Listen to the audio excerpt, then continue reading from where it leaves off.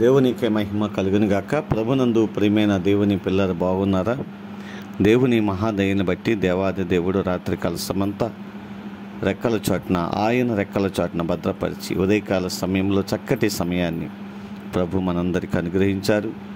లేచి ఉదయకాల సమయంలో ప్రార్థన చేసుకొని పరిశుద్ధ గ్రంథాన్ని ధ్యానించి ఈ దినాన్ని ప్రారంభించారా?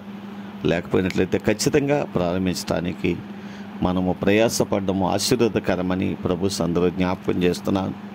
రండి, పరిశుద్ధ గ్రంథం నుంచి ఒక చిన్న మాట మనం జ్ఞాపకం చేసుకుందాం. ప్రియమైన దేవుని కీర్తన పరిశుద్ధ గ్రంథములండి యెషయా రాసిన గ్రంథం 32వ అధ్యాయము 17వ వచనం. నీతి సమాధానమును కలుగు చేయును, నీతి వలన నిత్యమును నిమ్మలముగా నిబ్బరమును కలుగును. అప్పుడు నా జనులు విశ్రమ స్థలమునందును ఆశ్రమ స్థానముల యందును సుఖకరమైన నివాసముల యందును నివసించెదరు. దేవునికే మహిమ కలుగును గాక. నీతి సమాధానాన్ని కలుగు చేయును అని భక్తుడు జ్ఞాపకం చేస్తున్నాడు. నిజమే ప్రియమైన దేవుని పిల్లరా, నీతి మన జీవితాల్లో ఏం కలుగు చేస్తుందంటే సమాధానాన్ని కలుగు చేస్తుంది. ఈ రోజుల్లో అనేక మంది జీవితాల్లో సమాధానం లేకపోవడానికి కారణం ఏంటంటే నీతి లేకపోవడం.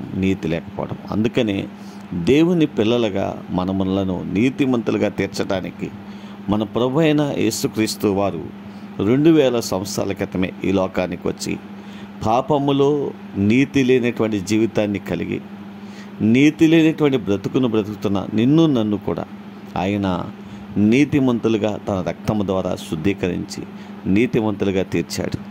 కనుక ఆయన యొద్దకు రండి, ఆయన నీతి నీకు సమాధానాన్ని కలుగు చేస్తుంది. కాబట్టి ఉదయకాల సమయంలో అటువంటి విశ్వాస జీవితాన్ని మనము కలిగి ప్రభువులో సాగిపోవడానికి పరిశుద్ధాత్మ దేవుడు మనల్ని బలపరచాలని ఈ చిన్న మాట ద్వారా జ్ఞాపకం చేస్తున్నాను. దేవుడు అటువంటి కృప ప్రభు మనకు అనుగ్రహించి నడిపించునుగాక. ఆమెన్. పరిశుద్ధుడా, నీకు వందనాలు, స్తోత్రాలు దేవా. ఈ ఉదయకాల సమయంలో మరొక్కసారి నీ మాటలు జ్ఞాపకం చేసుకునే కృపణించినందుకు వందనాలు. స్థానిక సంఘాన్ని, గ్రామాన్ని కూడా దీవించండి, ఆస్వాదించండి. మా రాష్ట్రాన్ని జ్ఞాపకం చేసుకుని రాష్ట్ర ప్రజలందరినీ దీవించండి. బిడ్డలు చేస్తున్న వ్యవసాయములను, చేతి పనులను, వ్యాపారములను, ఉద్యోగములు కూడా మీరు దీవించండి, ఆస్వాదించండి.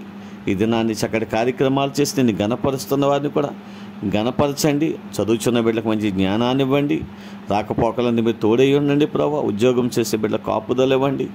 గర్భఫలం లేని బిడ్డలకు గర్భఫలాలు దయచేయండి. వివాహాల కొరకు ఎదురు చూస్తున్న బిడ్డలకు వివాహాలు సిద్ధపరచండి.